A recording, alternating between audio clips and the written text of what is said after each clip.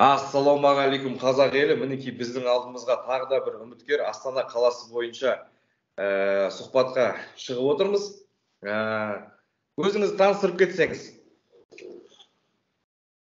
Армысыз ағайын, армысыз қазағым. Алдарыңызда өздеріңіздің қара қыздарыңыз, қазақтың қара қызы Бақытгүл Самалова. Дүниеге келгенмін 1959 жылы Қызылорда облысы Қазалы қаласында. Мынау заманның жақсысында, өмірдің қызығында, шыжығында, ыстығында, суығынан да өткен қызбын. Мына өмірде қандай сынақ болса, соның бәріне өткен қызбын. Халқыма жақын қызбын. Мен қаланың орысша өскен ерке тотай қызы емеспін. Ауылдан қарапайым отбасынан шыққан көп балалы семьяның үлкені болдым. Ата көрмесем де әженің рахатын көрдім, әженің қызы болдым. Одан әке шешемнің үлкені болып, ерке болып өстім, еркін өстім. Махаббатқа бөленіп өстім.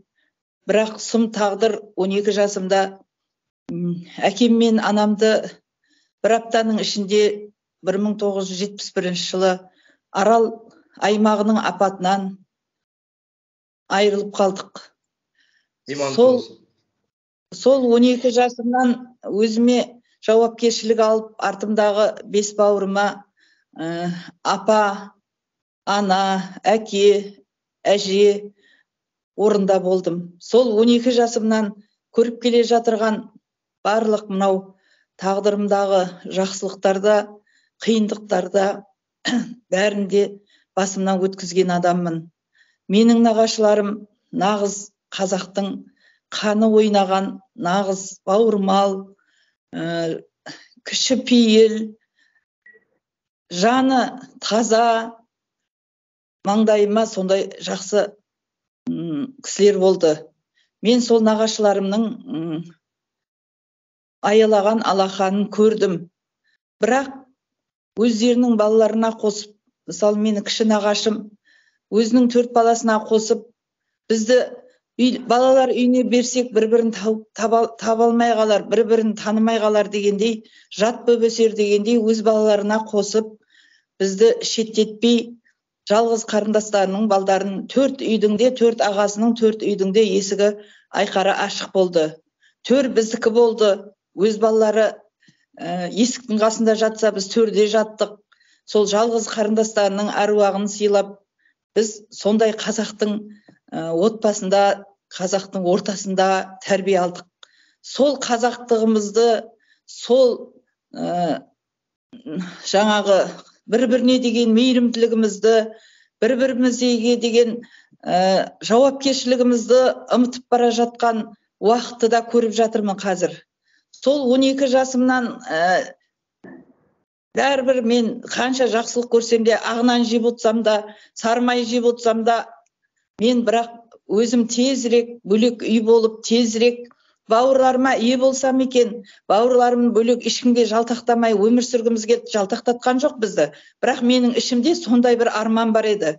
Тезірек үй болып, мен осы бауырларыммен бірге бөлек шықсам деген арманым болды сол кішкентай кезімнен. Сол мен 15 жасымда 3-4 жылдан кейін, енді анам қайтқаннан кейін 8 класты бітірдім. Мен 10 сыныпты бітіріп алтын медаль алатын қыз едім. Бірақ сол ағамның айтқанын тыңдамай, мен тезірек барып оқып, тезірек жұмыс істегім келеді аға деп, мен 8 сынып бітіргеннен кейін педучилищеге түстім Қызылордаға. Арманым сол тезірек бітіріп келіп, бауырларыма ие болсам, өз бетімізше үй болсақ деген арманым еді. Сол арманым орындалау деген кезде 1 жыл қалғанымда оқуға бітірерде. Енді қазақтың сол кездегі әлде де болса менталитетте қыздарды алып қашатын. Ертең оқу бітіріп кетсе, ұстай алмай қаламыз, таба алмай қаламыз деген сол кездегі жігіттердің бір қасиеті болды ма, не дейді оны? Алып қашып кетті ғой.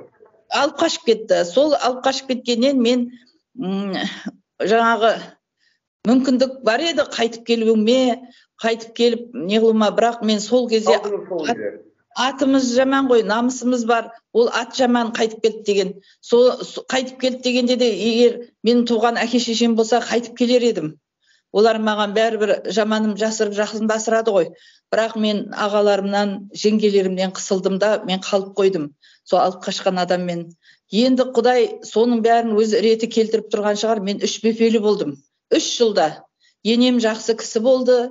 Енем жаңағы өзім студент болғасын, бепемді босанамда апарып тастайым. Екіншісі, енді ерте айырғаннан кейін көкіректен, о балалардан кейін тағы бала көтерем. Сөйтіп мен 3 жылда 3 бепелі болдым. Алланың берейін деп тұрған шығар енді. Содан мен педучилищені бітіріп пединститутқа түстім.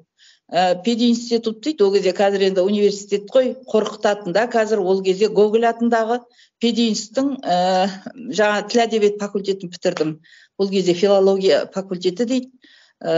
Орыс тілі сабағынан қазақ мектебіне, орыс тілі сабағы, орыс тіліне қазақ тілі сабағы деген бір РКШ деген бізде факультет болды. Сода оқыдым. 5 жыл оны бітірдім. Сөйтіп менің өзімнің баяғы 6 бауырымды жеткізем деген арманыма енді Алла қайдан білейін, үлкен сынақ жасады ма. 21 жасымда 3-ші бепеме аяғым ауыр кезде мен тағы күйеуімнен айырылдым. Күйеусіз қалдым дегендей. Содан мен 5 бауырым, өзіммен 6, одан 3 балам, біз 9, бір отбасында 9 адам менің мойныма қарап қалды. Сол көрген жаңағы мойныма алған жауапкершілік, мойныма алған бейнет, сол бейнетпен мен сол бейнеттің зейнетін көретіндей алға ұмтыла бердім. Ешқандай мен өкінген жоқпын. Мен мына 3 баламды не істеймін, 5 бауырымды не істеймін деген жоқпын. Мен жақсы өмірге ұмтыла бердім. Күндіз түні жұмыс істедім, қолдан келсе жаңағы ақша табуға. Ол кезде енді 1,5 ақы ставка дейді ғой, Совет үкіметі кезінде. Сен мысалы 10 адамның жұмысын істесең де 1,5 ақы ставка төлейді. Мысалы менің айлығым 90 болса, үстіне 45 ақы қосады. Бірақ мен сол мүмкіндікті пайдаланып әртүрлі, мен басқа жерлерде, ана жерде күндіз қарауыл болсам, түнде қарауыл болсам, күнді жаңағы мұғалімдігімді балалар бақшасында істедім ғой. 28 жасымда балалар бақшасының меңгерушісі болдым. Неге? Сол мінезім. Ол Совет үкіметі кезінде балабақшада тек бастықтардың әйелдері, бастықтардың балдары, сосын бастықтардың қыздары жұмыс істейтін. Бәрі орыс тілді, бір қазақша балалар бақшасы болған жоқ. Сол Совет үкіметі кезінде мен амал жоқ орыс тілі факультетіне түстім. Өйткені мен Қазалы ауданында, қазақ мектебінде, қазақ ортада өскен қызбын. Бірақ сол алға қарай ұмтылғым, қызмет істегім келіп, мына бар күшімді өзіңізді жетіммін, жесірмін деп ешқандай артқа тартпай, тек қана алдыға ұмтылып өттіңіз. Алға қарай ұмтыла бердім. Қолымнан келсе оқи бердім. Қандай оқудың, өйткені мен білмеймін неге сондай болдым, оқуға құмар болдым. Менде сонда анау жаңағы балалар бақшасында кілең әйелдер жұмыс істейді ғой. Сол кезде айлық алған кезімізде, ой, біздің Бақытгүл қазір бірінші детский мирға барады, екінші кітапханаға барады дейтін. Менде кітапхана енді үлкен болды. Кейін өзім есейіп қызмет істеген кезде менің бір үлкен бөлмем кітапхана болатын түгел. Өйткені мен балдарыма білім, бойларына білім қияу беруім керек, көздері ашық болсын, саналары таза болсын деп мен тек кітап жинайтынмын. Сол кітап жинай. Абай, қазір сіз мынау Астана қаласы бойынша сайлауға түсіп жатсыз, иә? Қай округтан сізге дауыс беруге болады, және қай Астананың қай бөлігі, және Ақмола облысы кіре ме ол жаққа, сол жағын түсіндірсеңіз, қай жағынан кандидат болып түсіп жатсыз? Ал енді айта келгенде, мен мына өмірде 2 салада жұмыс істедім. Біреуі жаңа педагогика саласында, екінші Қытай оңдап Алматыға көшіп келгенімде Қытайға жол ашайын деп жатқан бір тарихи сәт еді. 91 жыл. Мен 90 жылдың аяғында көшіп келдім Алматыға. 91 жылы жаңа Қытайға жол ашайын деп 3 тілді білетін қазақ қызы іздеп жатыр екен. Шашы ұзын, өзі 25-те, 3 тілді ағылшынша, орысша, қазақша таза сөйлейтін дегесін мен документімді тапсырайын деп тұрып сұрадым. Менің жасым үлкен емес па? 32-демін. 32-дегі қыздар өте ма, өтпей ма? Ол кісілер айтты, өтеді. Сіздің түріңізге қарасаңыз, сізге 25 әрең бересіз дегендей қылып, мен содан Қытайға жол ашып, темір жолшы болып кеттім. Екінші мамандығымды айтып жатқанымды айтайын.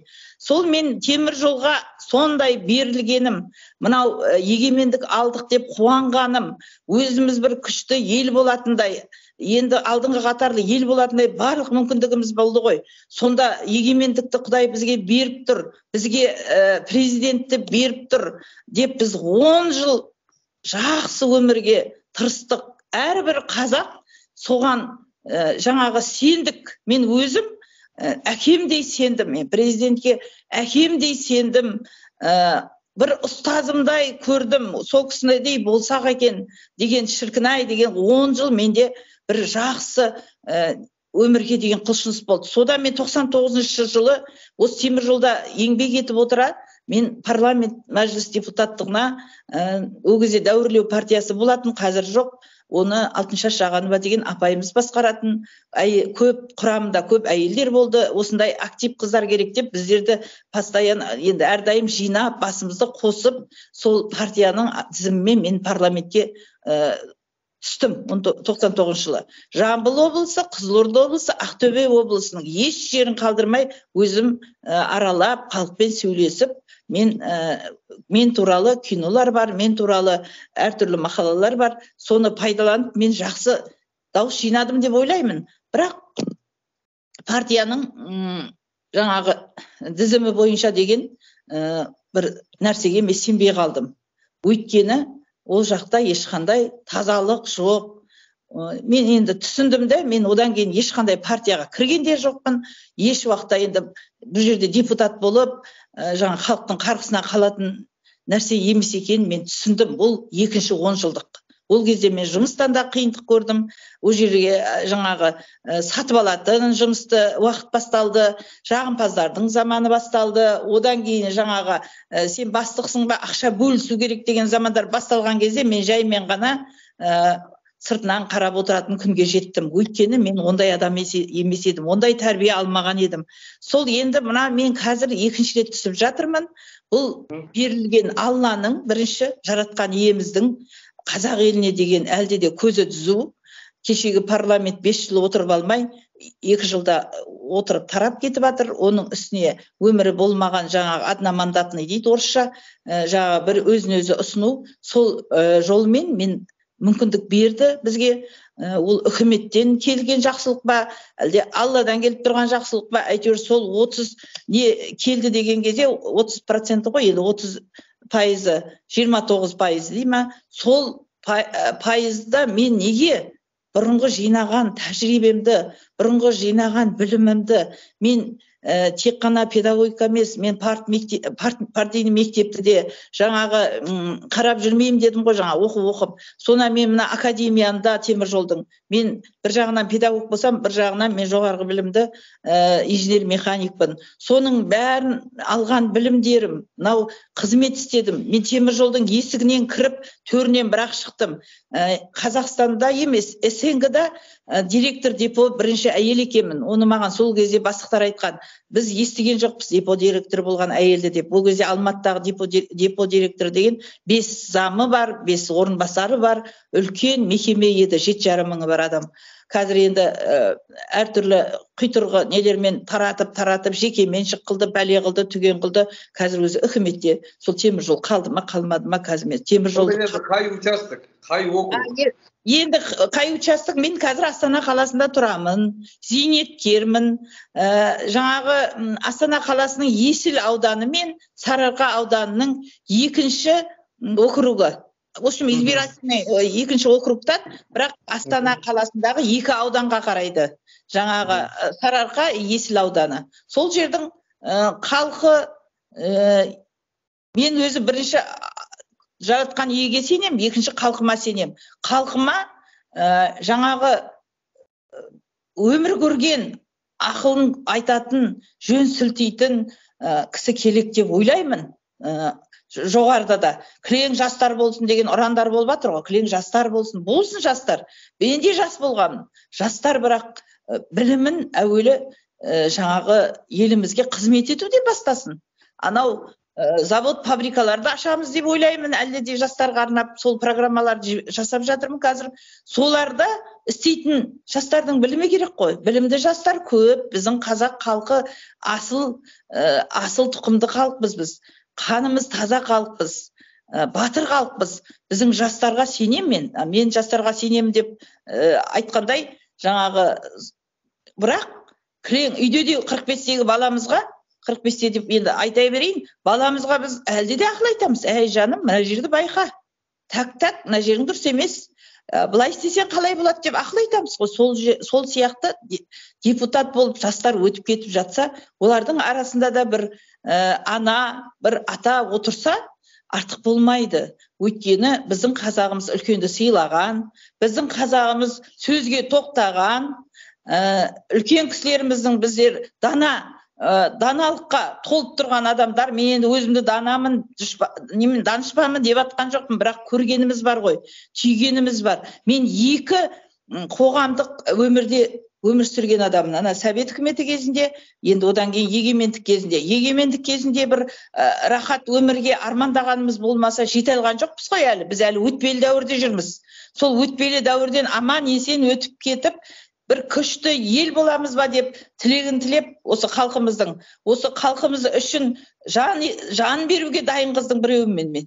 Осы егемендігіміздің жаңағы рахатын көрсе екен ұрпағымыз деп, бірақ 30 жыл алдандық, басы 10 жыл жақсы болды, олында да алданып жатқан шығармыз, бірақ сендік, халықтың сенімі, енді міне 15-20 жыл өзіміз не істерімізді білмей шошып қалдық. Бейбай, мынаның арты не болады екен?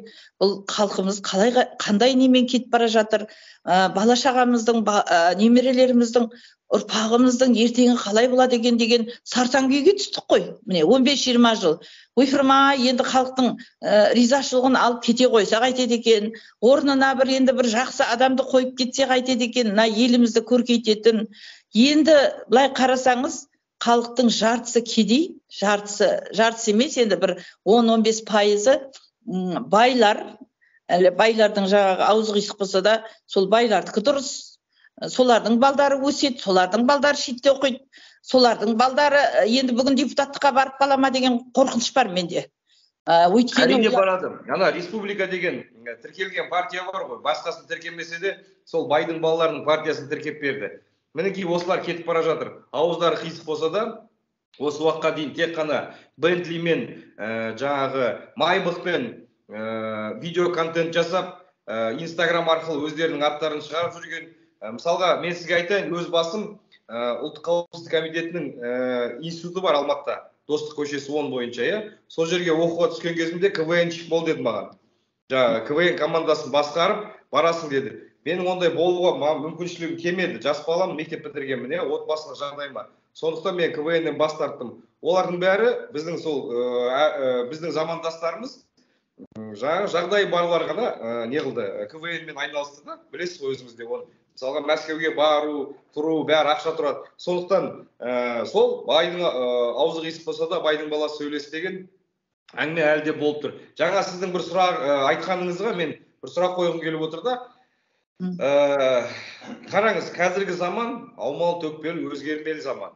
Мына Украина мен Ресейдің соғысы өте үлкен мәселелердің басын ашып отыр. Бірінші, менің қарайтыным, сүйсінетім Украина елінің генералдары, басшылары, президентінен бастап өте жас жігіттер. Ал бізді жақтан қарасаң, бір аяғы көрде, бір аяғы жерде тұрған қариялар. Одан кейін бізде жаңағы ең мынау бізді азиаттық деп шеттететін өз мұсылман мемлекеттері артта қалған әйел баласына қысым көрсететін деген қағиданы біздің билік соны дәлелдеп береді да, өйткені өзі шешім қабылдайтын әйел азаматтар жоқ бізде билікте. Мысалға парламент басшысы болып, спикер болып, немесе сыртқы істер хатшысы болып, мемлекеттік хатшы болып, премьер-министр болып, әйел баласы болған емес әлі. Қауіпсіздік мысалға кеңесінің төрайымы болуға құқылы. Қазақ қашан есін жинайды, әйелін өзімен тең санаған кезде деп ойлаймын да. Өзіміз бәріміз анадан шықтық. Діни тұрғыдан алсаң да, миғражға барғанда пайғамбар саллаллаху алейхи вассалам Хауа-анаға дұға еткен екен, соған ғибадат еткен екен да. Солай да бар. Бұлардың жаңағы діни жағынан, көргенсіздік жағынан әйел баласын шеттетіп, кемсіту, мынау сіздің мен өмірбаяныңызды тыңдап отырып түсінетінім, ер адам шыдай алмайтын сынақтардың бәріне төзіп берген екенсіз. Әр ер адам шыдап бере алмайды. Өз басымда мысалға ондайға мен шыдап бере алмадым. Сіз шыдап берген екенсіз. Алла разы болсын. Сосын жаңағы сұрағымды дөпелей келеді. Бізге керегі билікте жастар және әйел азаматтар, аналарымыз бен қарындастарымыз, жұбайларымыз, неге біз оларды шеттету керекпіз? Неге осы бізде басымызға қадалып қалған дүние? Айналайын, дұрыс айтып отырсың. Бірақ бізде бір қазағымызда менталитет бар, бір сөз бар. Мен мына жеріме сол сөз кезінде қадалып қалған. Байтал шауып бәйге алмайды дейтін. Оны айтатындар жаңағы қазақ екенін, ананың тәрбиесін алған екенін ұмытып кеткен адамдар. Өйткені әрбір патшаның артында ана тұр. Ол дүниеге оны ана келді ғой. Әрбір дананың, әрбір ақынның, әрбір адам баласын бәрін ана келді дүниеге. Бірінші Құдай, одан кейін ана ғой енді өмірді бұлай ұстап тұрған. Сондықтан мен өзім әйел екенімді ұмытқан жоқпын мен. Мен әйел екенімді еш уақытта ұмытқан жоқпын. Мен сол сөзді, байтал шауып бәйге алмайды деген сөзді мен керісінше дәлелдегім келген сияқтымын. Ол кезде жаспын ғой, енді дәлелдеуді ойлаған жоқпын. Кешіресіз, мен сізге айтайын. Мен көрген 2-3 аламан бәйгеде байтал келген да, бұл негізді сөз. Байтал келген өз көзіммен көргем да. Қалай аламан бәйгеде байтал алған көргем. Бұл көрген сіздердің анау үйде отырып том пішетіндер бар ғой. Әке көрген оқ-жонар, шеше көрген том пішер дейді да. Бұлар жаңағы тәрбиені, мақалды дұрыс түсінбеудің. Мысалға, бұл жаңа сіз айтқан байтал шауып бәйге алмас дегеннің мен несін берейін да, кер жарымдасын. Сұмырай келсе су құриды деген бар. Соны қазақта шілдені сұмыр деген. Сол сұмыр айы келгенде су құриды деген. Оны адам кейпіне келтірген. Сол сияқты бұндай кер тартпа сөздердің бәрін мен ойлаймын, далбас әңгіме. Сіз мысалға өмірді жеңе білдіңіз, қиындықты жеңе білдіңіз. Сіздер неге бармасқа? Әйел заты неге бір 9 адамды осы жыраққа жеткізіп, арманына жеткізіп, сіз бәрін оқыттыңыз, бәріне білім бердіңіз, бәрін үйлі қылдыңыз, солай емес па? Сол енді мен сол кезде ешқандай менде арамдық ой болған жоқ. Үкіметке ренжу, үкіметтен ақша сұрау, или бір жағдай жақсы. Даже мен қазірдің өзінде мен зейнеткермін, 2 жетім немеремді бағып отырмын, соның өзіне мен басқа балдарымнан жоқ екенімді білдіртпей, ақша сұрамай, айналайын, бала шағаларыңды өсіріңдер, оқытыңдар деген сияқты әңгіме айтам да, енді бауырларымнан мен бір сом өмірімде көмек сұрап көрген адам емеспін. Неге? Мен немнен түспеуім керек. Анау орысша статус дейді, енді қазақша биіктегі өзімнің биіктігімнен, биіктігімнен төмен қарай, төмендегім келмейді. Мен әрдайым өзімді өзім тәрбиелеп, өзімді өзім көтермелеп, мен арақ ішпедім. Мен неге білмеймін, ана кейде адамдар айтады, давлением көтерген кезде, давлением неге көтерді, жұмыссыз отырып қалдым ғой. Соны айтады, сен арақ ішпеген кесіріңнен, көңілді өмір сүрмегеніңнен дейді ғой. Мен айттым, ондай өмір сүрмей ақ қойғаным. Өлсем ертерек өліп қалармын, бірақ мен таза, ниетім таза, өзімді таза ұстауым керек мына өмірде. Маған өмірді лас қылсын деп берген жоқ. Мен арақ ішпедім, темекі шекпедім, боғауыз айтпадым, шашымды қимадым. Қазір енді амал жоқ, шаш енді үлкейген сайын азая береді ғой. Сондан кейін мен сондай өзім қайтыс болып кеткен ерте дым қызық көрмеген ата-анамның атын шығарам деп кішкентайымнан армандадым. Адам армандау керек. Армандаған сайын адам алға қарай жылжиды екен. Мен соны білем. Мен анау кішкентай кезімде газетті көп оқитын. Біздің кезімізде интернет жоқ, телефон жоқ, газет оқитын едік қой. Бір күн газет оқымай қалсам, мен бір аштан өліп қалған адам сияқты ертеңіне соны өмірді тауып алып оқитынмын. Неге? Мен өзім білімге құмар едім. Айттым ғой жаңа кілең беспен оқыдым деп. Сонда мен сол білімімді ертең ата-анамның атын шығарамын. Мен өзімді ойлаған жоқпын, бауырларым аман ғой, Құдайға шүкір, жақсы, бәріне көмектестім. Бірақ мен өліп қалған ата-анамды дым көрмей кетті ғой. Дым көрмей кетті дедім де, біреу 36-ында кетті, біреу 33-інде кетті. Ең кішкентайымыз 3 жасында қалды. Сонда мен солардың атын шығарам дедім. Сол даже сөйтіп айттым, мен документім бір дұрыс болмай қалды. Менің фамилиям атам атында екен. Әкем бір мектепке апарып тұрғанда, менің бұл туған атам емес еді. Мына өзім фамилияны өзгерте алмай қалдым, бірақ осы фамилияны менің қызым өзгертінші, менің атыма жазыңыз деп, Самал әкем аты. Мен Самалова деп жазған. 6 классымда қайтыс болып кетті. Енді 8 классымда документ алайын десек, фамилиям баяғы әкем айтқанша, менің фамилиям документте Жиенбаева екен. Сосын мен жаңа директорге барып айттым, аға, мен Самалова деп беріңізші документті. Мен Жиенбаева болғым келмейді, әкем айтқан, оны туған атам емес деп. Енді мен сол болайыншы дегенде, ол кісі айтты, айналайын, оны анаяққа неге жаңа паспортный столға, сойқа барып ауыстыруым керек. Ол мен ауыстыра алмаймын, ертең сен оқуға түсе алмайсың ғой, 2 түрлі. Сол кезде мен келіп, ағам қызмет істейтін еді. Мен әкемнің атына ауыстырып беріңізші мына документті. Білмеймін, баламын ғой 15-тегі. Сонда дегенімде, бола берсейші, Жиенбаева, документтің қандай, сондай, болмай маға дедім. Жаңа нағашым ғой, кішкене. Болмай маға, неге дейді? Мен әкемнің атын шығарамын, мен Жиенбаевты танымаймын. Мен әкем атын шығаруым керек десем айтады ғой, енді жас кеткесін. Не деп шығарайын деп едің әкеңнің атын? Деп жаңа енді қарындасының қайтыс болған әкемнен көре ма білмеймін ғой. Әкем жамандаса жылап қоя беретін мен. Енді о заманда ішетін уақыттар болды ғой, әкем андасында ішетін еді, соны айта ма білмеймін. Сосын мен жылап қалдым, бара бер сол документпен дегесін. Ол кісі сезді менің жылап қалғанымды. Сосын бір уақытта звондап тұр. Пәкөнай, бантигіңді тақ, әдемі көйлегіңді ки, шашыңды жу, таптаза болып отыр. Қазір бір ағаң келіп алып кетеді деді. Ағам келіп алып кетті, нотариус емес, паспортный столға апарып, мені бір күнде временный паспорт алып берді, Самалова дегізіп. Соны әкемнің атын шығардым, жаным ау. Сол бала арман ғой, бала арман. Сосын бір екінші арманым орындалып тұр деймін енді, Алла қаласа. Мен Кәмшат Дөненбаеваны 7 класста телевизордан анда-санда бір жаңалық көрсетеді, бір 2-3 сағат көреміз телевизор. Сол кезде Қонаевтың қасында тұрады ғой жаңағы. Кәмшат Дөненбаева ақ орамалмен, үлкен енді қазақтың беті домалақ қара әйел ғой, томпақ келген. Сол әйелді мақтап атады да, жаңағы К700 айдайды дейма, трактор айдайды дейма, сондай. Сол кезде мен бүйтіп ойлап отырамын, бала арманым ғой. Шіркін, мен де ертең Кәмшат апам сияқты Қонаевтың қасында отырам деймін. Өзіме сондай не қойдым, мақсат. Мен де депутат болам, мен де Қонаевтың енді өмірден озып кететін, мен өсем дегенше қайдан білейін. Сондай арманым, мен 2-ші рет міне парламент депутаттығына түсіп тұрмын. Енді бір Алла біледі ғой, осыны да мүмкіндік қой бізге беріп атқан қазақ әйелдеріне. 29%-на әйелдер, мүгедектер, жастар деп берді ғой енді. Соны біз неге пайдаланбаймыз? Неге мен сізге... Сонда мүгедектер, әйелдер деп, әйелдерді мүгедектерге тегеп тұр ма? Түсінбедім.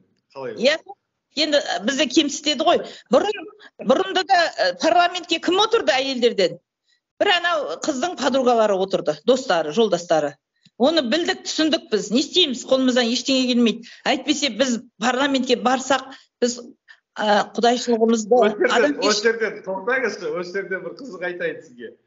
Азында жолдас жігітім екеуміз жұмысқа бірге келе жатырмыз да, сол жерде сұрақ қойды жолдасым.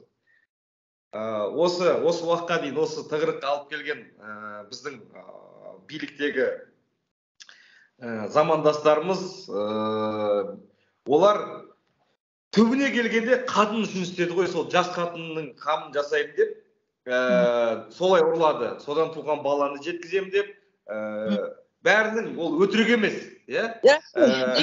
әйел баласын шеттеткенмен сол бір жас келіншектің айфон үшін, соның астындағы Геленваген үшін біз бүкіл қазақ санда болып жүрміз ғой. Енді әңгіменің түбі соған келіп тұр да, дұрыс па? Сонда бұл когнитивтік диссонанс дейді ғой, сондай болып тұр. Әйел баласын былай кемсітеді да, бірақ сол жас әйелдің көңіл үшін, соның көңілін аулау үшін жасайды. Мен өзім Астанада білемін, мен сіз енді Астананы жақсы білесіз ғой, Хан Шатыр деген ЖК бар.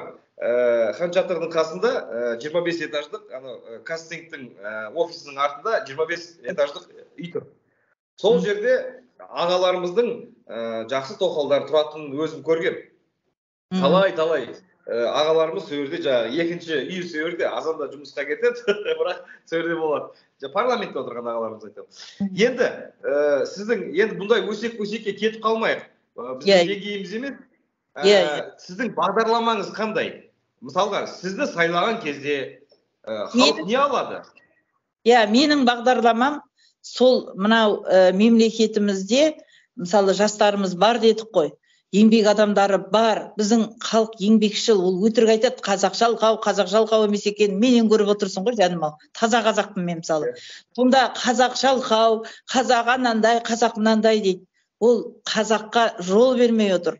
Қазаққа жұмыс бермей отыр. Қазаққа мүмкіндік бермей отыр. Өз еңбегімен ақша тауып, бала шағасын асырайтын мүмкіндік бермей отыр. Қазақтың азаматтарына, жігіттеріне, қыздарына, Мысалы, мен неге отырып қалдым? Мен өйткені о жерге жаңағы еркектердің қазіргі істеп атқан, қазіргі бастықтардың несіне мен жарамаймын. Өйткені мен үкіметтің ақшасын жеуім керек, оны беруім керек. Бір жерінде аз беріп қалсаң соттатып жібереді, өлтіріп тастайды. Мен ондайға жарамаймын, мен ондай адам емеспін. Сондықтан сол сияқты жастар да ондай емес, біздің қазақ ондай емес. Ол ана жақта отырғандар, қазір бастық болып отырғандар, олса бөліп жейтіндер, үкіметтің ақшасын жеп қоятындар, сосын арты сотталатындар, солар отыр. Мен өзім ұлыма да айтам, бір қызмет ұсынса, айналайын, мына заманда саған қызмет істеудің қажеті жоқ.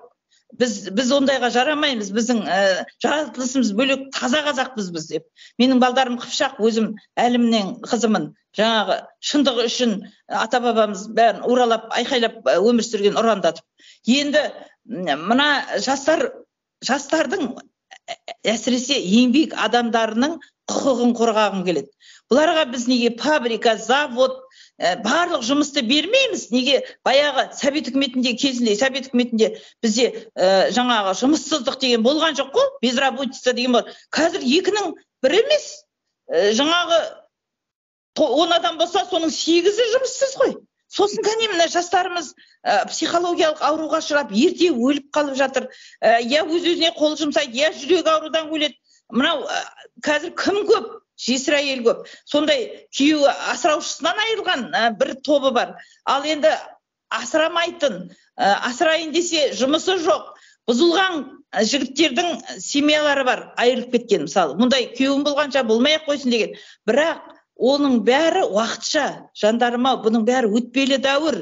Бұның бәрі сол өтпелі дәуірімізді пысықтар, жаңағы өзінше пысықсымақтар пайдаланып отыр ғой. Ал біздің қазақ тұрсайшы, жаныма, оянсайшы дейтін уақыт келді. Сен оянып, өзің тіршілігіңді, өзің ертең болашағың, бала-шағаңның тіршілігін, ұрпағыңның тіршілігін қазір жөндеуіміз керек біз.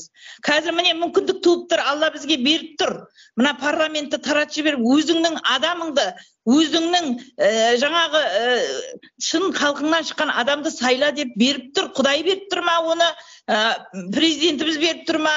Басқа бір жағдай беріп тұр ма? Беріп тұр. Енді соны пайдалануымыз керек қой біз. Неге соған біздің миымыз жетпейді? Неге біз кім болса о болсын деп жатып, таксабат етіп өмір сүріп, тачка айдап, жаңағы қыздарымыз біреудің үйін жуып, жаңағы жоғарғы білімді қыздар жүр, жұмыс таба алмай, болмағаса анандай жолға түсіп кетіп жатыр жастарымыз.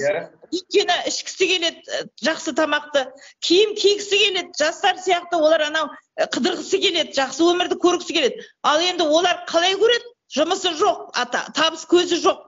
Олар барады да сондай жолға түсіп жатыр. Неге? Өйткені біздің жастарымызға сондай мүмкіндік, қамқорлық жасалмаған. Үкіметке бәрібір болып тұр ғой. Үкіметте тек ақша санап, ақшаны жақында біреу айтып еді, жаңағы басқа шетелде бірдеме болып жатса миллиардтаған долларды таба қояды. Біздің халқымызға керек болып жатырса, өз халқымызға бірдеме керек болып жатса, оларға таппайды ақшаны. Оларға қалай түсінуге болады деген сияқты бір кісінің сөзін мен естіп қалдым. Дұрыс айтып тұр, дұрыс айтып тұр. Сосын кеше біреу программа жасайын десеп, мына еліміздің тесік емес жері жоқ, шұрқ тесілген еліміз.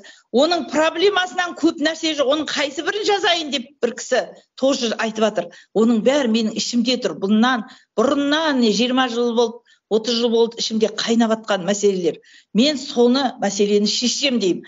Біздің елімізде зачем бізге атом бомба, зачем басқа нәрсе, халыққа нанын тауып жейтін, халықты бала шағасын асырайтын жұмыс тауып берейді да. Ал енді ауыл мәселесі, мына біздің қаланың адамдары, қалада өскен бастықтың балдары білмейді. Мына дастархан талтаңдап жүргені, талтаңдап нанға тойып жүргені, тамаққа тойып жүргені ауылымыздың арқасы. Ауылымыздан шықпай ма ана жеп отқан нанымыз, етіміз, сүтіміз. Соны біз неге ауыл мәселесін, ауылға деген жаңағы жастар жұмыс істегісі келеді ғой енді. Ана жер мәселесін, басқа мал мәселесі, соған бөлінген ақшаны жеткізбейді ғой. Өліп баратыр бәрі жеп жоғарда. Сол мәселені, көтерілген мәселені халыққа жеткізбей жатыр. Сол мәселе менің ішімді ауыртады. Жаңағы жұмыс мәселесі, ауыл мәселесі. Бір баяғыда менің енем марқұм күліп отыратын еді. Бір байдың бастықтың баласы қалада тұратын. Енді мұғалім ғой, сол айтады да, жаңа оқушыларға сұрақ қойған ғой, мына алма қайдан шығады деп. Ана бір байдың баласы, бастықтың баласы айтады дейді, алма жәшіктен шығады деп. Сонда алма жәшіктен шығады деп. Сонда алма қаяқтан шығып тұрғанда білмейтін жастар отыр ғой жоғарыда. Сол ана қалада тұрған, қаладағы бастықтардың балдары орысша оқыған, миының бәрі уланып қалған, миларының бәрі ақша есептеуден басқа ештеңе келмейді. Ол ақшаны да мимен есептей алмайды ғой. Ақшаны біз мимен есептейміз ғой. Мен мысалы өзім мимен есептеймін бәрін. А олар деген ана немен есептейді ғой, жаңа аты не ақша есептейтіннің аты? Компьютер. Калькулятор. Сол калькулятормен есептеп тұрып шатасады ғой. Сондай балдар бізде бастық болғысы келеді. Сондай балдар депутат болғысы келеді. Айналайын. Осы жерде сұрақ туады да. Мынау орысша оқып, орысша тәрбие деген әңгіме кетті ғой. Біз ЕАЭС-тен шығу керекпіз ба? Ресеймен одақтастықтан шығуымыз керек па? Мен енді ондай үлкен жаңағы шетелдік сыртқы саясатқа мен енді кім білет, мүмкін араласып кетермін. Бірақ мен бірінші мына қазағымның жағдайын ойлаймын да. Ана сыртқы саясат мүмкін керек шығар. Жаңа бір-біріне күресу үшін. Бірақ бізге бір солардан келіп атқан пайда бар ма? Сонша ақша жібереміз. Олар бізге көмектесіп жатыр ма? 20 мың адам келді, 20 мың әскер келді, 20 мың мына жерде террорист келді деген сөзді біз сол 20 мың көзіміз көрмейді. Ал енді келесі сұрақ, қысқа жауап берсеңіз. Қаңтарға деген өзіңіздің көзқарасыңыз қалай? 22-ші жылы мынау Алматыда болған қырғынға, Қазақстан бойынша болған қырғынға көзқарасыңыз қандай? Өз ойыңызды айтыңызшы. Біздің қазақ халқы сол жүрегінің тазалығымен жаңағы жауға бермейтін ата-бабамыздан қалған қанғы, біз өзімізді жауға бермейміз. Бірақ ешкімге біз зиянымыз тиген халық емеспіз. Біздің тарихымыз деген тереңде жатыр. Еш тарихымызда, даже томиристен бастап, еш тарихымызда тектен тек біз соғыс ашпағанбыз. Бізге өздері тиісе ма, біз аямаймыз. Енді кешегі жолы ешқандай соғыста емес, ол жерде соғыс, орысша айтқанда не пахнет соғыспен де. Олар деген ана бензинді қолдан өтіріктен көтеріп халықтың наразылығын көтерейін деп. Ол наразылық туу анау Атырау жақта болып жатқан наразылыққа халық енді үндеу қосайын деп, мынау бізді тыңдайтын адам бар ма? Мынау дұрыс емес қой деп айтайын деп шыққан, орысша айтқанда мирный неге шыққан адамдарды әдейі алдын ала, оны не дейді енді қазақша айтқанда құйтырқы пайдаланып, құйтырқылыққа біздің анау жоғары жақтағылар өте мастер ғой енді, мастер, не дейді ондай, талант жатқан бір. Соны кейде біз оны басында түсінбей қалып, артынан түсініп жатырмыз, ойбай, мынау құйтырқылық екен ғой деп. Сондай құйтырқылықпен олар өздерін қайтып келтіру үшін ойлады ғой енді, бұрынғы папамыз кеткен, папам деймін мен. Сол папамыз қайтып келіп, қайттан рахат өмір сүреміз деген, сол папамыздан қалған мынаяқтағы жаңағы достары, туысқандары, құда жекжаттары, жаттары, бала шағасы ұйымдастырған нәрсе деп біз халық түсініп отырмыз. Халықтың атынан сөйлейінші. Біз қара халықпыз ғой, қайдан білейік анау. Сыртқа 20 мың қандай 20 мың кетті деп жатыр ғой, оны көрген жоқ қой ешкім көзімен. Сондықтан мен ойлаймын, бұл дұрыс емес.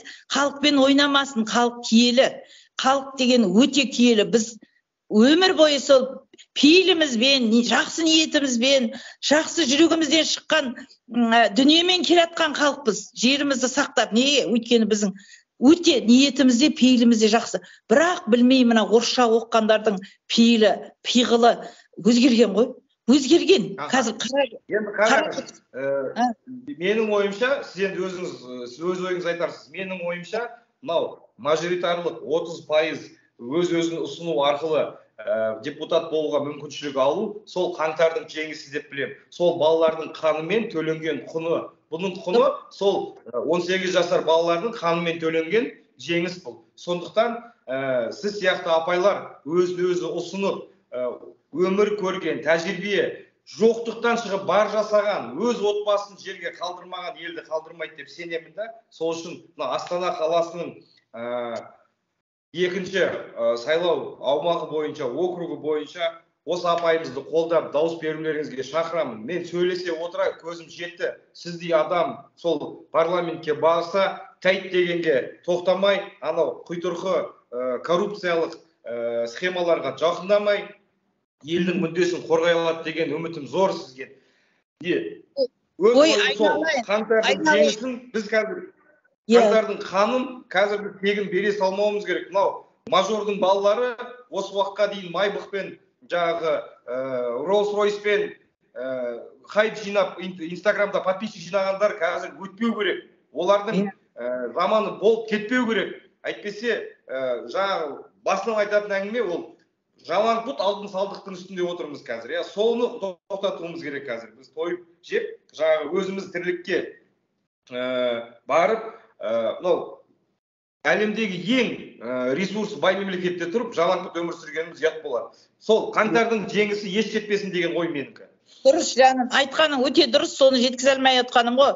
Мен жалғыз семьямды, отбасымды, бала шағамды ойлаған қыз емеспін. Мен 7,5 мың ер адамды басқарған кілең ер адамның ұжымы ғой енді ана депо деген еркектер жұмыс істейтін жер. Сол жерде мен бір еркекті обидаға бермеген адаммын. Енді арасында орысшам кетіп қалады, өйткені ол кезде документация бар.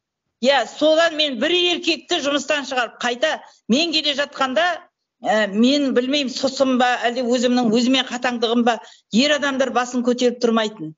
Мен сонда 5 замын болды, үлкен кісілер, орысы бар, қазағы бар. Сонда ол кісілердің өзі менің алдымда бастарын көтеріп сөйлемейтін. Өйткені мен артық нәрсе істемеймін. Бір кесесін ұрлаған емеспін үкіметтің. Өзім бірінші орын алу үшін үйімнен әкелетінмін. Өйткені мен жаңа ұжымым алға шығу керек. Мен соған үлгі болдым әрдайым. Сондықтан мен партия жоқпын ғой, енді партияна ешқандай партияда болған жоқпын баяғы алтын шаштан кейін. Мына халқым маған сеніп тапсырса, мен халқымның болашағына, мына келе жатқан ұрпақтарымыздың жақсы өмір сүруіне өз үлесімді қосар едім. Өйткені маған не керек? Құдайға шүкір, жаңағы азылы көптілі жаңа зейнетақымды алып отырмын. Балдарым өсті, өз балдарым. Бір қызым қайтыс болды, содан 2 балам қалды. Сол 2 баланың да өзі алды, атақты спортсмен. Ол шетелде жүреді, конькиден бірінші шыққан қазақ жігіт Сағатов Бағдаулет 21-де. Ол өзімен өзі өмірін сүріп жатыр. Спорт, есілдерді спорт, айналайын бізге жалтақтама, спорттан қазақтың туын көтере бер деп отырмын. Былтыр Канададан 2-3 орын алды, биыл Америкада Спартакиада 5 орын алып берді Қазақстанға. Сондай менің балам өсіп жатыр, ұлым, немерем жаңа қызымнан қалған кішкентайы Қасымда, серігім, ақылшым, көмекшім 14-те, кішкентай немерем. Мен мына айналама, мен депутат деген мандатым болмаса да, мен өмір бойы депутат болып келатқан қызбын. Мен қонаққа барғанда да сабырлыққа сақтаймын, айналайындар. Бұның бәрі өтетін уақыт. Тарихты білеміз ғой, өтпелі дәуірді көрмеген ел жоқ, бәрі көрді. Бірақ біз сондай бір енді мынандай бір нашар адамдардың қолына түсіп қалды еліміз. Енді тазалауымыз керек. Не сабырлық сақтаймыз. Соғыспен ештеңе жеңе алмаймыз деп айтамын мен. бір ой келіп тұр да, соны сізге айта кетсем, есіңізге сақтасаңыз, Құдай қаласа Алла жазып парламентке өтіп жатсаңыз, біз 30 жылда парламентіміз тек қана түсік тастаумен келе жатыр да. Бір рет ай күнін жеткізіп тараған жоқ парламент. Әр қашанда мезгілден ерте таратылып кетеді. Өйткені жаңағы бастапқы демократиялық принципке сай емес құрылған парламент, халық тікелей өз ойынмен жинамаған парламент, өзін қауқары жоқ, ақыр аяғында топастықтың нәтижесінде түсік тастайды да, жаңағы ерте таратылып кетіп жатыр да. Соған жеткізбей парламент қалай халықты қорғай алады, өзін қорғай алмаса, депутаттық жаңағы мандаты бола тұра, бұлар кетіңді десе, ит кет дегенде ит те кетеді дейді, бәрі кетіп қалады. Тоқта, біз не үшін кетеміз? Біз заң қабылдаушы органбыз. Біз заңды қабылдау керекпіз деп тісін көрсетіп, тірлігін көрсеткен парламентті көрмедік. Соны сіздерден сұраймыз, үміткерлерден. Барғаннан кейін бұл дегенің парламентте өзін қорғаймасаң, сен халықты қалай қорғайды? Депутат мырза, депутат ханым, соны ұмытпасаңыз. Алла қаласа, Алла бұйыртып, сол жерден маған мына кішкентай кезімнен келе жатқан арманымды орындатып жатса, мен оны ұмытпаймын жаным, сенің айтқан сөздеріңді. Енді ана айтады ғой, Алланың өзі айтқан ғой, пейіш анаңның аяғының астында деп. Ананы сыйламайтын қазақ жоқ, ананың сөзіне тоқтамайтын дана жоқ. Патшаның өзі анадан туылған. Сондықтан айналайын үйлеріңдегі қыздарыңды таза ертең жақсы ана болып тәрбиелесін деп армандаймын. Әйелдерді сыйлаңдаршы жаным. Жақсы адамның артында әрдайым әйел тұрады. Ол анасы болсын, ол әйелі болсын, ол қызы болсын. Сондықтан сіздерге әйелсіз, анасыз өмір емес. Сондықтан ер азаматтар аналарға, қыздарға басқаша қараса екен деймін. Біздің қанша қыздарымыз жесір жүр. Неге жесір жүр? Ер азаматтарымыздың жауапкершілігі өте төмен. Ана үйленеді, сосын оны асырай алмай баратса тастап кете салады. Ол оңай нәрсе емес. Бала шағаның көз жасы, әйелдің наласы деген болады. Сондықтан мен әйел тақырыбын өте жоғары, өзім әйел болғасын, өзім ана болғасын. Қанша аналар бар. Мысалы мен Оралбай ағаны білем. Оралбай Әбдікәрім ағамызды анасы өзі күйеуі соғысқа кетіп, Оралбай ағаны баққан. Мысалы, анасы кеше жақында 100-ге келіп қайтты. Неге Оралбайдай балан шықты мына өмірге? Ол өйткені анасы сондай тәрбие берді. Бірінші Құдай берген шығар талантты. Анасы берді. Әбіш Кекілбаев әкесіз өскен, анасы тәрбиелеген. Сондай айта берсем, мысалы, аналардың рөлі. Мысалы, мен мақтамай ақ қояйын, бастығым, енді қайтам темір жолға барайын деп жатқан жоқпын ғой. Мына Мырзахметов Абылай деген жігіт бар. Ол енді сол бір жаман грязный дейді қазақтар. Сол уақытта қызмет істеп қалды да, енді ол жалтақтап, қайсына берерін білмей, қайсына неғыларын білмей, екі ортада қалып қалды. Жас қой. Сол Мырзахметов біздің министріміз болды. Оның ағасы ауыл шаруашылығы министрі болды. Сонда қараңызшы, екі министрді туған кім? Ана. Ол ана дегеннің рөлін аяққа таптамаңдар жандарым. Бәріміз анадан жаралғанбыз. Ана жамандық ойламайды, бала шағасына жамандық ойламайды. Сондықтан біз ана халқымызға жамандық ойламаймыз. Біз аналар, даналар, не дейді ғой, даланың даналары деп аналарды бекер айтпаған. Ана мектебі, енелер институты деген бар. Енелер өзі дұрыс болса, келіндер дұрыс болады. Қалай тәрбиелесең, солай шығады ғой. Келінді жамандап, ана әке-шешесі оңбаған екен деген сөз болмайды. Келді ма бала қолыңа, тәрбиелеп ал. Ол келін болып аспаннан туылған жоқ қой. Оны келін қылып ал. Қызыңды болашақ жар, болашақ келін қылып тәрбиеле. Сондықтан мен аналардың рөлін бірінші жолға қоямын. Жаңа жастарды айтып жатырмын енді. Бұл еңбек қолынсыз біз мемлекет емес, сондықтан жастарға жұмыс тауып берейік деп жатырмын. Аналардың тәрбиесінсіз, аналардың ақылынсыз біз тағы алға жылжи алмаймыз. Аналардың айналайында керек махаббаты, әжелердің махаббаты, әже мектебі. Ал өзімізді де солай жақсы тәрбиелеуіміз керек, аналар, қыздар. Бізге тәрбие бермеді деп білгенімізді істеп жүрге тоже мүмкіндік болмайды ондайға. Сосын мен мұғалім, қазіргі мұғалімдердің, мен өзім мұғаліммін ғой енді. Мұғалімдер балдардан қорқады, ата-анадан қорқады. Ол ондай болмайды, соған апарып қойған ғой уже ана байдың балдары, бастықтың балдары папасына айтам, ана шешеме айтам, әкеме айтам деп. Сол ана тәрбиелеп атқан әке шеше ертең ақыретін көреді. Біз деген мұғалімнен әлі күнге дейін қорқамын өзім. Міне, мұғалімді мен өзім немерелерім мұғалімі, өзім немеремен жасты балдарға апай деймін мен. Өйткені ол сыйластық. Мен апай деп тұрғасын, мен немерем артық ештеңе істемейді. Ол да қорқады. Мен айтамын, өлә, апайың ұрсатын болды ғой. Бүгін мынаны істемепсің ғой. Мына киім отыр. Иә. Мұғалімде мынандай 3 нәрсе болу керек. Мен түсінгенім. 3-тік одақ болу керек. Мектеп, мұғалім, ортада оқушы и ата-ана. Осы үшеуі бір одақ болғанда, үшеуі бірігіп жұмыс істегенде ғана бізде баяғы талантты қазақтар шығады. Сосын қазақ мектебін, біз Алматыда қазақ мектебі біреу-ақ болды ғой. Мысалы, мен білем кезінде, балдарым оқыды ғой. Қазақ мектебі біреу-ақ болды. Сонда баяғы совет үкіметінен келе жатырған екен ғой, бұл қазақты құрту деген. Қазақты тілін құртсын, тілін құртсақ өзі құриды деген сияқты. Ал енді қазір сол қазақ тілін қолға алу керек. Мемлекеттік тілімізді қолымызға алуымыз керек. Сол мұғаліммен байланыстырып айтып жатырмын ғой. Мұғалімдер соны қазақ тілін, мейлі орыс класы болса да, бір күнде енді алып тастамайды орыс класын. Соны қазақша үйретіп, мен өзім Астанада қызмет істедім. Жаңа бірінші істеген қызметім үлкен Қарағандыда істедім. Мен қазақша амандасатымын. Жолға жүріп баратқан нелердің несіне қатысам ғой таңертең. Сол кезде айтам, саламатсыздар ма? Сонда орыс 90%. Саламатсыздар ма? Саламатсыз, бәрі тұрады орындарынан. Сосын үй іштерің аман ба? Бала шағаларың аман ба? Жағдайларың қалай? Айлықтарың қалай болып жатыр? Деп амандасатымын. Ол кезде 99-2000 жылдар ол орыстар бізді менсінбейтін уақыт.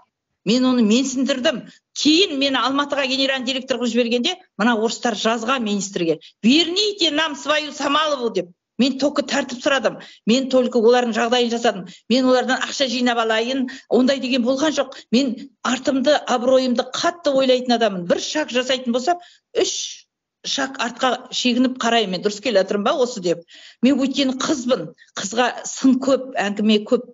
Бісміллә деп бір селекторный совещаниеде таңертең бізде селекторный болады ғой. Сол кезде күлең Қазақстанның еркектері бастықтар. Соның алдында мені шынымен орысшалап айтқанда позор масқара қылған. Бісміллә деп бастағам ғой әңгімемді. Қайда білейін әжемнің тәрбиесі. Одан кейін уже ана бісмілләмнің шығып кеткесін енді ең соңында қай уақытта планыңызды орындайсыз, ремонтыңыз қай уақытта бітеді анауны дегендегі кезде мен Құдай қаласа деп қалыппын. Сол сөзім үшін мен 6 ай таяқ жедім. 6 ай Самалова мешітке бар дейтін маған. Ал мен ол қазақпын ғой. Мен қаным қазақ. Мен әже тәрбиесін көрдім. Мен қазақ семьясынан, отбасынан шыққанмын. Біз бісмілләні айтпай тұрмаймыз орнымызда, бісмілләні айтпай бастамаймыз. Жаңа да саған интервью беретін кезде мен бісмілләмді айтып, Алла абырой бер деп жатырмын. Әр нәрсені абыройды мен Алладан сұрайтын адаммын. Сондықтан айналайындар, мына тәрбиемізді, әже тәрбиемізді, ана тәрбиемізді ұмытпайық. Ол жаңа мектепте қазақша үйретейік, қазақша сіңірейік. Қазақылықты. Осы мектеп жайында бір айтайын дегенімді, бізді көріп отқан, сізді көріп отқан, сізді танитын, сізбен араласып жүрген бәріміздің де отбасымызда, бәріміздің әулетімізде мұғалімдер бар. Сол мұғалімдерге үндеу жолдамақшымын да осы жерден айтарым. Bir sözüm бар. Құрметті ұстаздар қауымы, 30 жыл Назарбаев Қазақстан демократиясын тұншықтыру бұйрығын бергенімен сіздердің қолдарыңызбен істеді соны. Сіздердің қолдарыңыздағы балта демократияның тамырын шапты. Өйткені сайлауға келгенде, мектептерде, сайлау участоктерінде бюллетень салғандар сіздер болдыңыздар, карусель жасаған сіздер болдыңыздар. Бұл жолы ондай жол емес, ондай құйтырқы мінез емес, бұндай алдау, арбау саясат емес. Осындай апайларға, осындай азаматтарға дауыс беруге атсалысыңыздар. Астана халқы, сіздердің барлықтарыңыз Қазақстанның шет-шеттен жиналғансыздар. Жергілікті халық ол жерде қазір мүлдем аз. Бәріміз де Астанадан үміт күттік. Сол Астананың салынуына, Астананың гүлденуіне үлкен арман еттік. Оны Назарбаев деп алаңда 1-2 жыл тағы да алаңдады. Бірақ әйтеуір халықтың ашу ызасы бірге болып, бәрі бір жерден, әр бұрыштан айта бергеннің арқасында бір Астанамыздың атын қайтарып алдық. Солай бәріміз де өз ойымызды айтып, ұялмай, қорықпай болашағымызды сұрайтын болса, біз демократияны да қайтарып ала аламыз. еліміздің бостандығын да қайтарып аламыз. Отарлау саясатынан түбегейлі құтыламыз, Құдай қаласа. Сондықтан екінші Астана қаласы бойынша екінші сайлау участоктеріне барлықтарыңызға айтарым. Өзіңіздің аты жөніңізді толық айтып, бюллетенде қалай жазылатынын айтып кетсеңіз, бір сағатта екеуміз сұхбат болдық. Әңгімені осы жерден жайлап. Иә, енді менің өсуіме, өнуіме, мына өмір жолымда үлкен жаңа орын алған, әлде де менің жүрегім темір жол деп соғып тұрады. Өйткені мен темір жолдың генерал қызымын. Мен темір жолда өмірімнің ең әдемі кезін өткіздім. Жақсы болдым. Бізде жақсы үміттер болды, жақсы мақсаттар болды. Бірақ Алла көрмейсің ба, сынақтың үстіне сынақ беріп жатыр ғой қазаққа. 2002-ден бастап, 2003-тен бастап бұл жерге теміржолшы келген жоқ.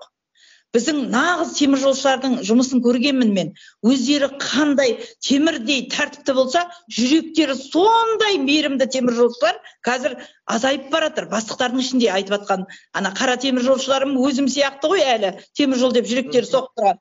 Ал енді біздің мына теміржолды теміржолшыға беру керек. Теміржолшы басқарсын, нағыз теміржолшы, жаны ашитын. Мен мысалы мына жасымда маған ештеңенің керегі жоқ. Маған осы елім тыныш, халқым аман, мынау теміржолым жайнап гүлдеп кетсе, сол теміржол сияқты барлық сала гүлдеп кетсе, өйткені оған мүмкіндік бар. Әйтеуір Құдайға шүкір жерге қарап жатқан жоқпыз. Ақша да бар, бәрі бар, егемендігіміз бар, ең несі үлкені. Енді мен сол теміржол деген мысалы күре тамыры, бұл Қазақстанның, қазақ елінің күре тамыры. Сенің адам баласы күре тамыры дұрыс жұмыс істемесе, я ол ақсаңдайды, я ол өмірінен айырылады ғой. Сол сияқты мына күре тамырымыз уже біздің қатты ақсақтап тұр.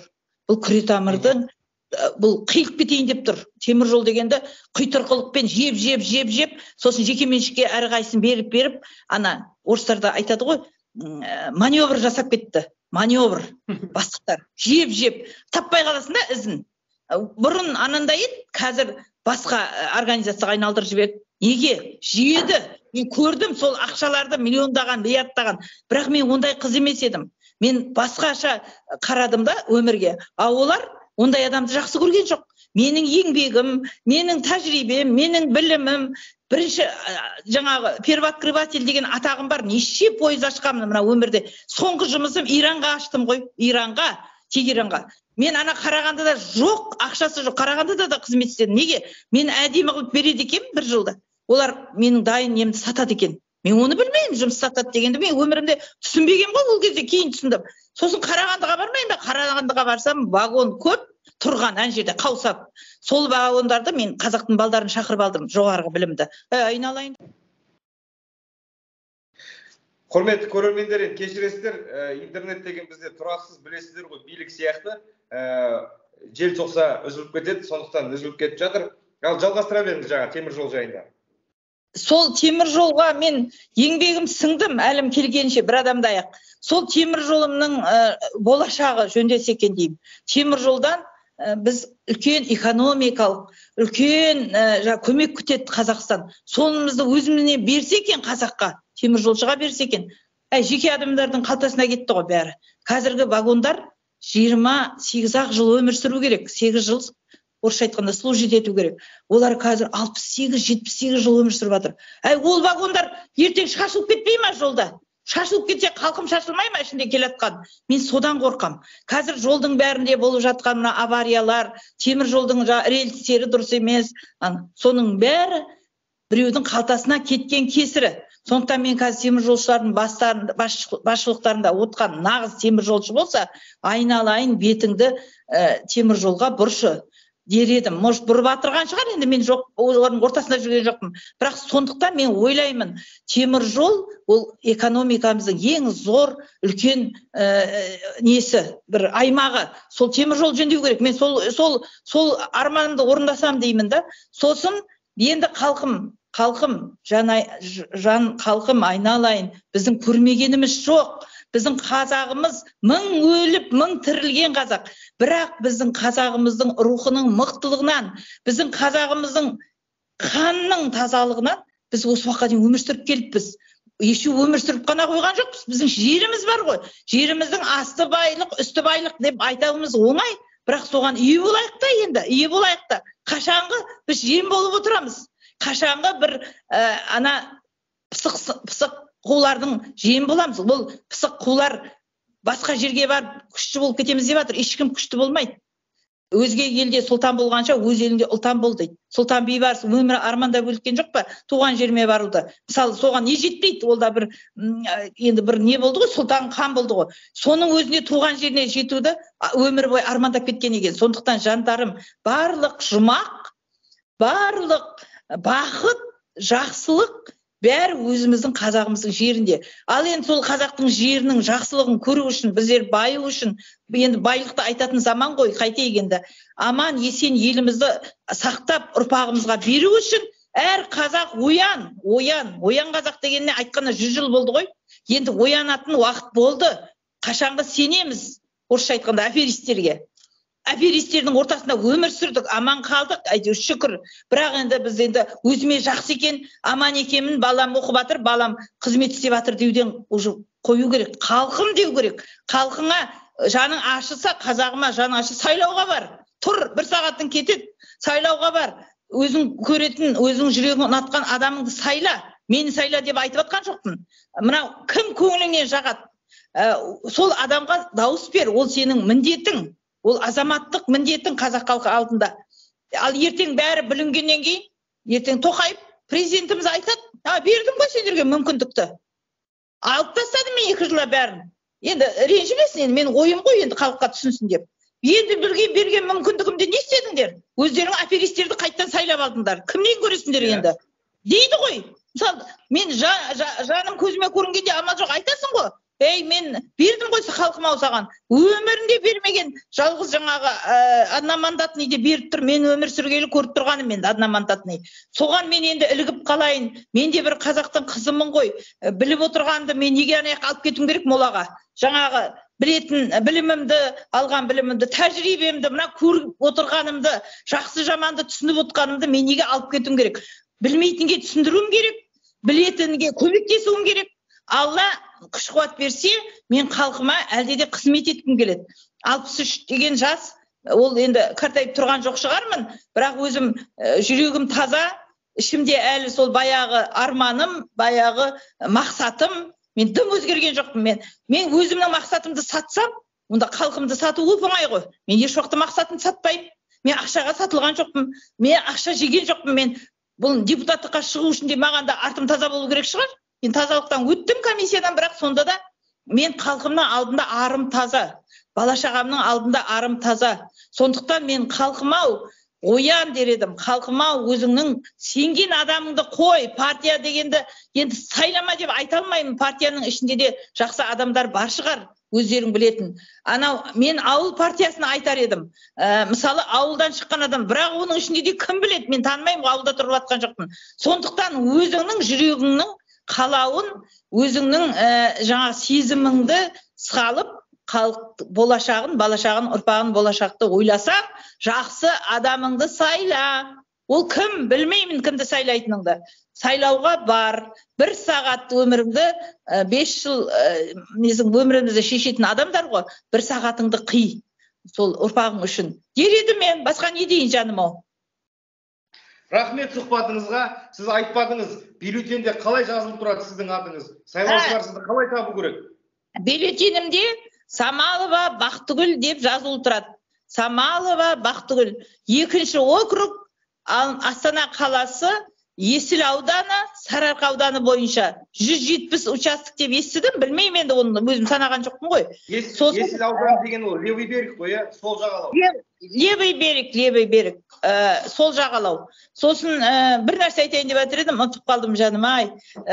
Енді халқыма сенем, халқым дұрыс, таза таңдау жасайды деп ойлаймын. Сайлауға келіңіздер жандарым, жатпаңдар. Бұл сайлау басқа сайлаудан өзгеше. Бұл сайлаудың артында айтып тұрмыз ғой жаңа, қаңтардағы қыршын кеткен жастардың айтып кеткен қанымен төленген сайлау ғой бұл. Қанымен келіп тұрған бұл жаңалық осы жаңалықты арман қарай жалғастырып, жақсылыққа ұластырып алып кету халқымның қолында. Мен енді айтайын деп жатқан, мен жалғыз мынау Астанадан шығам деп мен бөліп тастаған жоқпын. Мен бүкіл халқымның ниеті, халқымның тілегі мені көтереді деп, мен бүкіл Қазақстанға үндеу жасап отырмын. Қай сайлауға барсаң да, қай жерге барсаң да, өз таңдауыңды дұрыс жаса. Мен бүкіл қазақ халқына жасап тұрмын. Мен бүкіл қазақ халқының алдын қазақтың қара қызымын. Осы заманғы жақсылық үшін күресіп жатқан. Сондықтан мен бүкіл қазағымның ниетіне, тілегіне сенем. Бірінші Құдай, содан кейін қазақ халқымның ниетіне. Ниеттерің түзу болсын, тілектерің оң болсын жандарым. Алла бізге жақсы парламент берсін. Сол? Жақсы, рахмет. Сіздер енді осы видеоны таратыңыздар. Сұрақтарыңыз болса, келіспейтін жағдайыңыз болса, немесе осы Бақтыгүл апайымыздың бірге қызметтес болып, өздеріңізде ол кісі жайында ойларыңыз болса, комментарийға жазыңыздар, видеоны таратыңыздар. Көрейік, халық болып, ел болып, есіміз жидық па, әлі де жоқ тарыдай шашылып жүрген майда қазақпыз ба? Өзіміз таңдаймыз, осы сайлау бізге мере болады, беже болады, көрсеткіш болады. Рахмет барлықтарыңызға. Бақтыгүл апай, рахмет, сау болыңыз. Сау болып тұр жаным, аман бол. Рахмет.